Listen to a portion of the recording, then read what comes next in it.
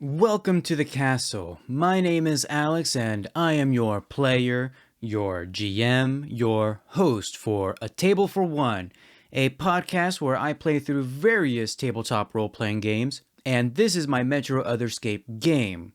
In the last session, Rin met with Renji in some sort of an underground clinic, and she discovered that, well, there may be more to Renji than she thought. He had these orphans in this clinic, and they were in the best condition, so she kind of figured out that maybe he was taking care of them. But more importantly, Renji has a sister who is in intensive care, so there may be some sort of a motivation behind what Renji did. We also learned that the mysterious figure has this way of manipulating memories, and that she managed to unlock these hidden memories that were latent inside of Renji. So maybe the Shadow Academy had some hand in repressing certain memories. We don't know quite yet. But for now, go ahead and grab something good to drink as we dive into Session 6 of From the Shadows.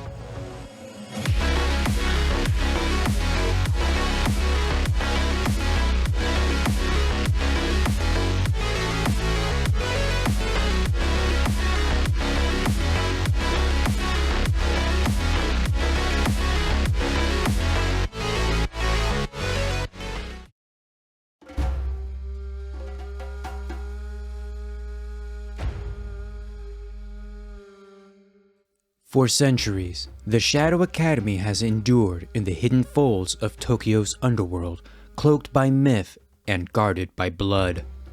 It trains ghosts, not soldiers, operatives who kill without sound, vanish without trace, and obey without question.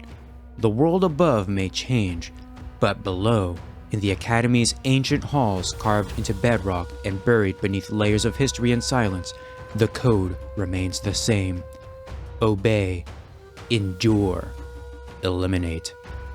These ghosts are trained from the time they are children, taken from their homes. Some are orphans, others are stolen in the night, their identities erased, their pasts rewritten. From the moment they enter the academy, they cease to be individuals. They are shaped physically, mentally, and spiritually into perfect instruments of death. Discipline is absolute.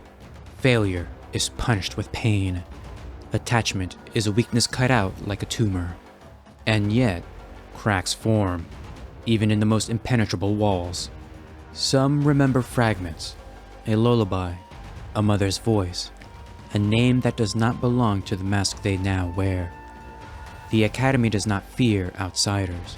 It fears the ghosts it can no longer control. When one breaks free, the others begin to question. And when a question forms inside a ghost's mind, it echoes like a blade drawn in a silent room. Let's talk about downtime for a moment, because Rin is going to have an entire day to prepare for this fight with Renji. When a scene ends, if the PCs take a break from their job in order to rest, recover, prepare, or engage in other pursuits, the MC may declare a downtime period, which we have.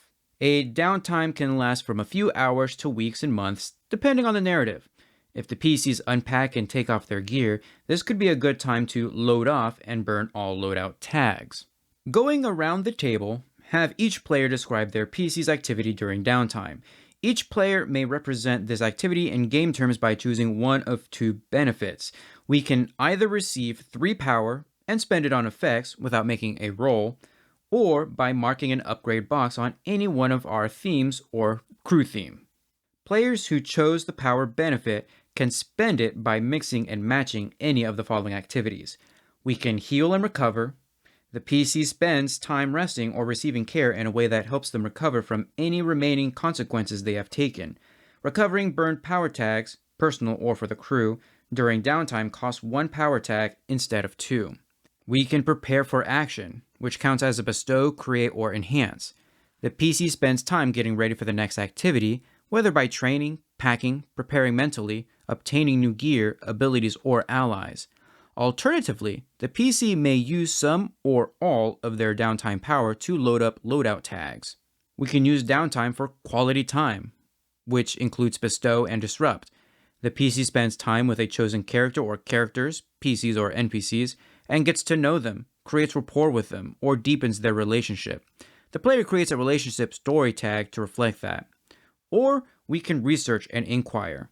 The PC spends time gathering new information about the job or some other subject of interest, whether through contacts, online data sources, interrogating a prisoner, divination, and so on. With that being said, we do need to talk about our status that Rin has, the one where she has 2 wounds or something like that. That is a minor wound, and I don't think that's going to require her to go to a clinic or a hospital or seek out a doctor of something like that. It's just going to naturally heal over time through rest. And she has this whole day of rest. I think that's just going to naturally go away. If it was above 2, like maybe 3, 4, or definitely 5, we would need to seek medical attention. For now, though, we're going to spend 3 power on a variety of effects. I could use that upgrade, and in fact, Tough as Nails, that specific tag, would be a pretty good option for us because we already have 2 upgrade marks on it. But I'd rather have Rin prepare for this fight.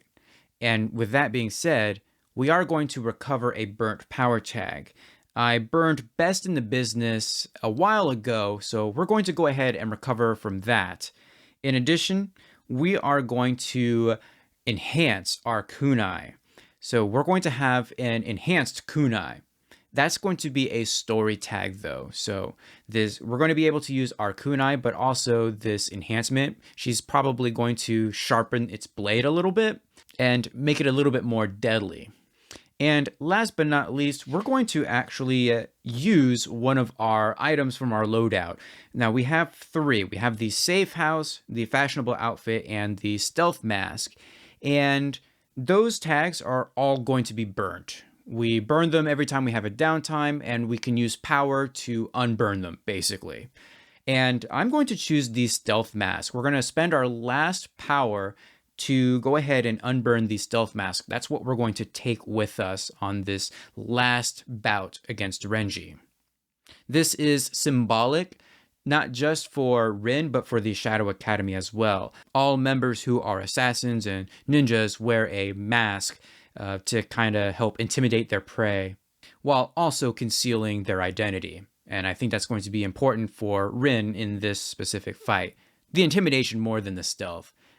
Speaking of which, we need to figure out where we're going to meet with Renji. And I have actually thought about this, and I actually think it would be really cool if they fought like on top of a bridge. Think Golden Gate Bridge in San Francisco. That's kind of the vibe that I'm going for here. So we're going to have cars driving underneath, but Rin and Renji are going to be way at the top having their little duel. Rin uses this day to prepare for the fight ahead.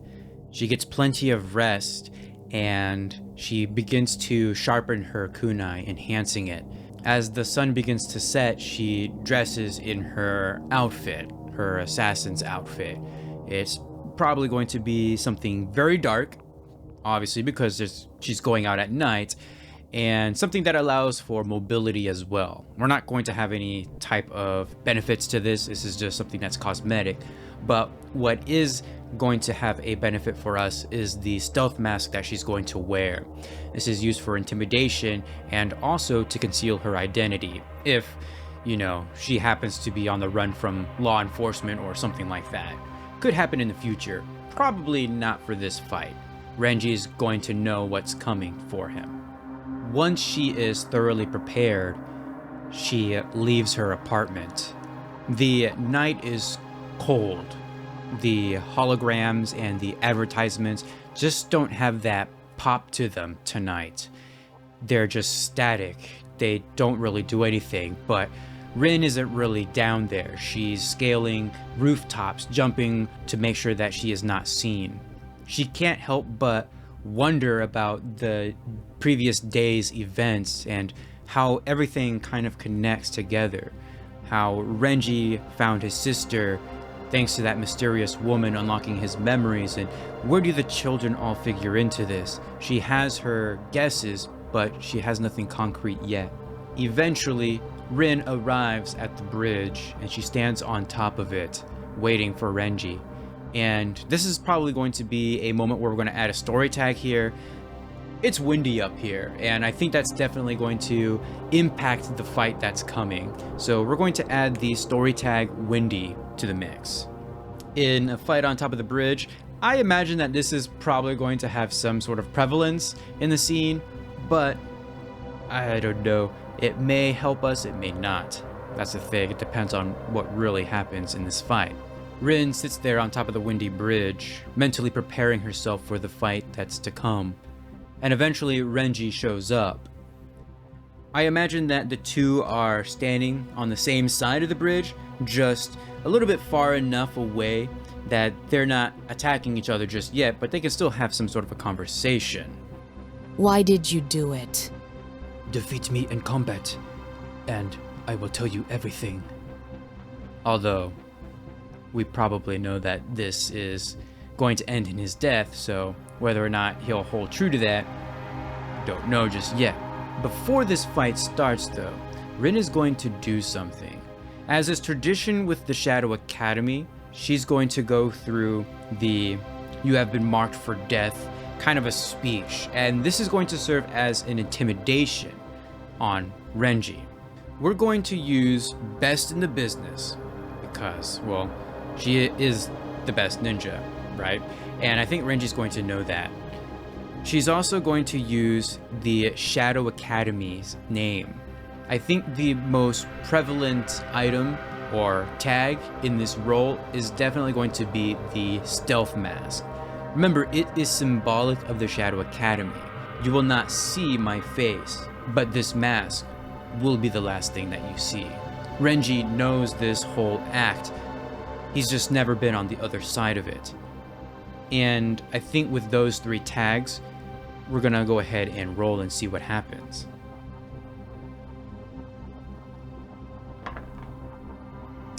A 1 and a 3 make 4, plus the other 3 make 7. That is a mixed success. Now, we have 3 power to work with, and I was actually going to give him a status, but we also have a consequence, and what I think I'm going to do is I'm going to lessen that status a great deal.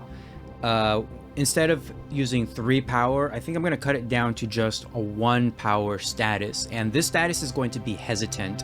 We have intimidated Renji, but he also knows what this is. He's a ninja from the Shadow Academy, and so he's a little bit more prepared for it, and he's not going to be downright frightened or whatever it is. Let's see, for fear, we have hesitant, daunted, fearful. We're just going to go with hesitant, so that is a tier 1 status for him. Renji slowly pulls out his katana, the same one that he used on Rin in their first fight, and Rin is going to pull out her enhanced katana. The wind blows. They are still. And then Rin rushes forward. And we are going to, well, actually, I think Rin is going to be very smart about this one. That katana really messed her up in the last fight, and I think the first thing that she needs to do is to disarm Renji. Renji is a capable ninja, yes, but he's also very capable with that katana, and if she can disarm him, then that's going to be less damage coming her way, potentially. And so I think she's going to try to disarm him. What can we use? Well, trained assassin, kunai, enhanced kunai, trained in ninjutsu for sure. So 4 power tags. But Renji, let's see, he has capable ninja and katana to try to fend her off. Also, he's got hesitant, so I think I'm going to add that as well, because that's something that's going to hinder his ability to fight a little bit. And so I think I'm going to go ahead and give hesitant a positive benefit for Rin here. So we're left with 3 power at the end of the day here. That's a lot of tags here that we're using. But hey, this is a big fight, so we gotta use everything that we have access to. Let's go ahead and roll and see what happens here. A 1 and a 6 make 7, plus 3 make a 10. All right, that is a strong hit, full on success without any of the consequences. With those 3 power, I think what we're going to do is we're going to disarm Renji, yes, but we can actually go ahead and spend 2 of those power to create a tag for us. And the tag that we're going to create is Renji's katana. Rin rushes forward with her enhanced kunai, and they dance back and forth, each trying to get a hit on each other. But Rin manages to catch him at his wrist, and with one fluid cut, she manages to disarm him, and then she catches his katana, and so now she has her enhanced kunai in one hand and his katana in the other. With Renji disarmed and Rin actually loaded up on her weapons now with another tag, she's just going to go all in. She's just going to attack and try to kill Renji. So let's go ahead and make another roll. This time we have our enhanced kunai, so that's actually going to be 2 tags, one for kunai, one for the enhancement. We have trained assassin, trained in ninjutsu, and Renji's katana right there. We have -1 for Windy. We have -1 because Renji is a capable ninja, so he's going to be trying to dodge out of the way. But we're also going to add 1 for his hesitancy. So let's roll and see what we can get with our 4 power. Oof. Wow. That is a 6 and a 5 for 11, plus the other 4, that's a 15. That's like a major strong hit, although it only goes up to 10 and over. There's nothing past that. So we get another success without any consequences here, and we have 4 power to spend. Now, remember, Renji can only take a tier 4 status. That's it. Or at least where wounds are concerned. Rin, on the other hand, can have like a tier 5, tier 6. That's as much as a PC can take. So Renji is pretty much done for. And I think what's going to happen is Rin just furiously attacks him, slashing him with her enhanced kunai and his katana. And eventually she deals a major blow to him, and he's going to stumble back. And, well, I think he's just going to fall. He's going to fall off of the bridge and down to the ground. Should we try to grab him? Let's see if we can do that.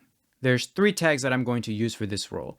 Trained assassin, trained in ninjutsu, and tough as nails, because she's going to have to use her strength to try to hold him up if she should grab him.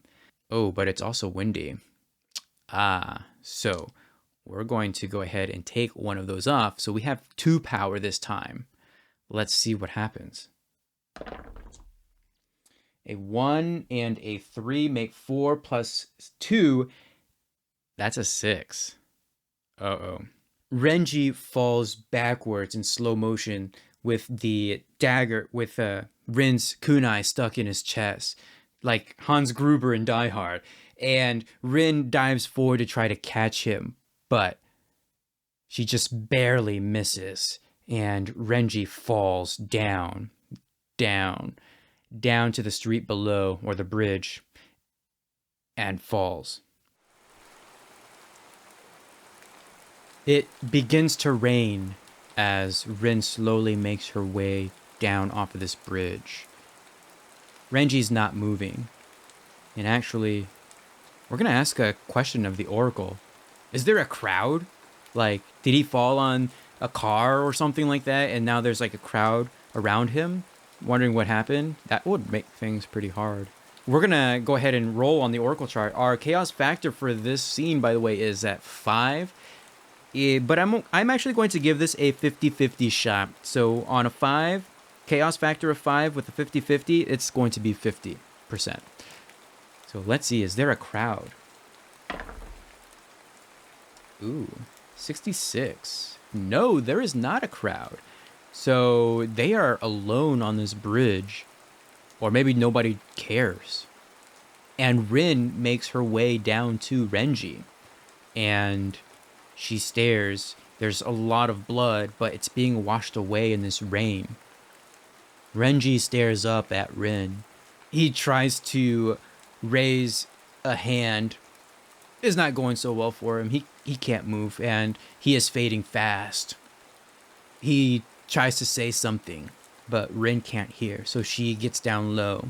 And Renji says, "Take care of them. The children. Don't take them back. Let them lead the life that they want to. Away from the Shadow Academy." And with that, Renji dies. The contract is over. Renji is dead. And Rin is going to leave the body here. It's very possible that whoever comes by, authorities or otherwise, will find Renji. And it's obvious what happened. He fell from the bridge. For whatever reason that he was there, it started to rain, he slipped and fell to his death.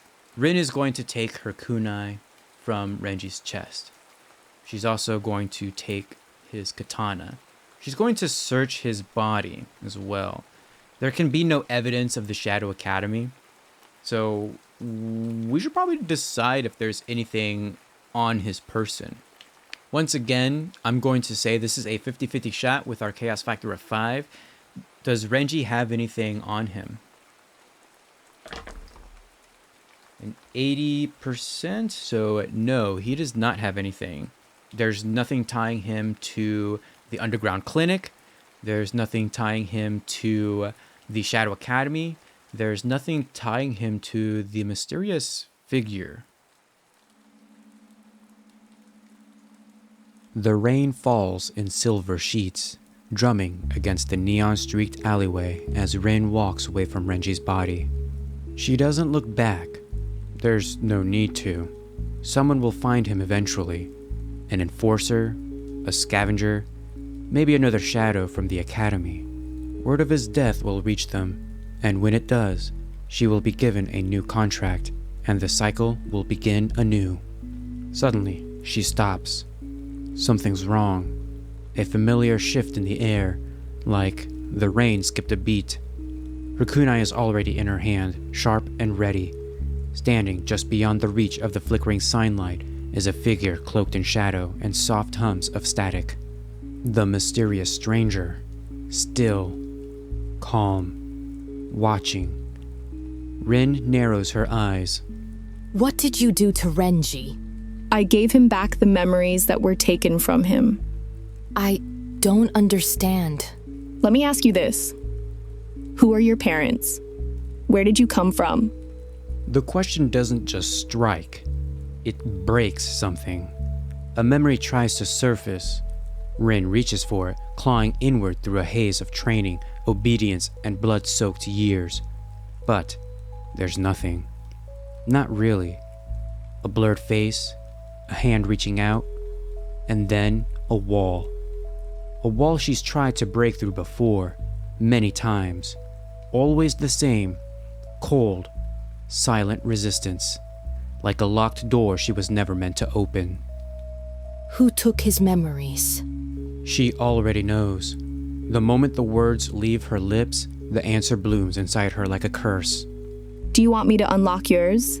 To remember what was taken from you? No! Don't you dare touch me! The stranger exhales, not with frustration, but with the patience of inevitability. Very well, but you'll come around. They always do. We'll meet again. I promise you that. And then she snaps her fingers.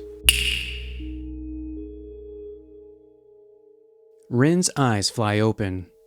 She's lying on her side in her apartment. The light is dim, flickering from the hollow pane in the corner. A rat stares down at her from the edge of the table, twitching its whiskers with curiosity. It's the same one from Hoseki Rose, the strange guide that led her through the labyrinthine slums. It's made a nest for itself in the corner, out of old wrappers and synth fabric. Rin startles upright. She has no memory of how she got here. Her body is sore, her clothes damp, but her weapons are still in place. Nothing stolen, nothing touched, except her mind. The dream clings to her like smoke, but it wasn't just a dream. She remembers the rain, the voice, the name, Nemu. That's going to be it for this session, but I don't think it's going to be it for From the Shadows. I've actually had a lot of fun playing through Metro Otherscape solo style, and I would highly encourage you, if you're interested, in trying it out. I've used Mythic Game Master Emulator, as well as some of my own tables that I've kind of created in conjunction with ChatGPT, just to keep things random. I don't like knowing what my lists are ahead of time. I really like the freedom of being surprised, and I use ChatGPT for things like that. And then I just compile them, collect them after I've used the tables and kind of refine them. I've also used Tokyo Otherscape, which is just an excellent resource in getting that Japanese theme, and I really want to play around with it a little bit more in the future.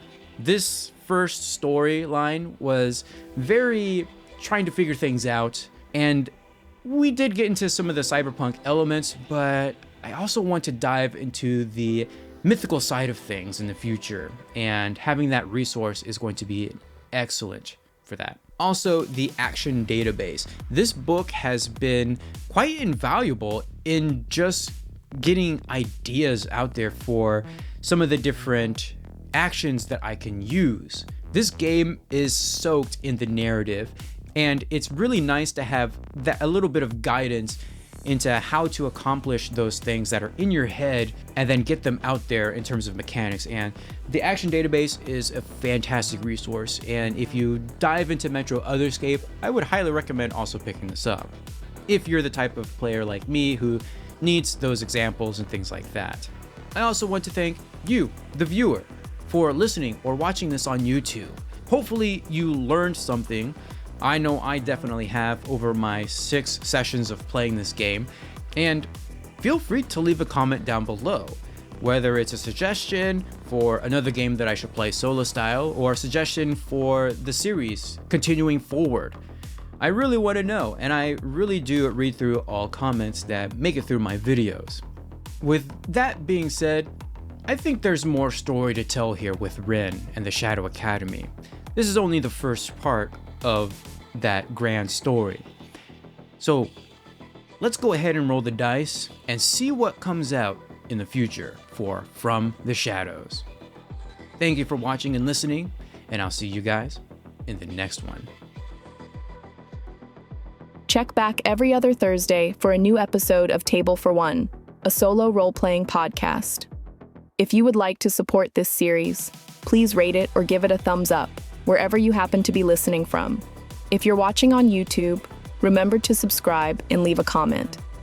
Music was provided by Tabletop Audio and Artlist, with AI voice work by 11 Labs.